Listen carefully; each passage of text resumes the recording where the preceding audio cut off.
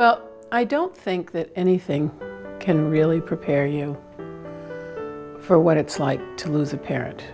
The emotional impact is huge. Patients and their families receive grief support during the time that somebody is on services with us. Sometimes that's anticipatory grief to address those needs. But after a patient has died, a family receives bereavement support for 1 year following the death.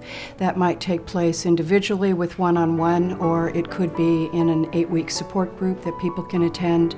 And sometimes a volunteer will go to their home. Sometimes it's part of our bereavement services provided by interns or by staff. Well, when I work with a family member who has lost someone who's interested in the bereavement service, I will go to the person's home and sit down and talk with that individual. Tell me about what it's like. Tell me about your husband or whomever you lost. What was he like? What is your day like now?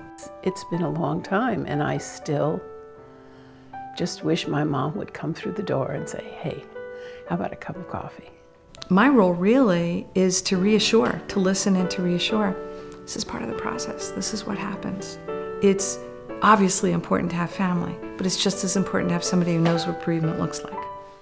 As I reflect on it, I think that having someone from hospice helped to make me process the change in my life in a healthy way.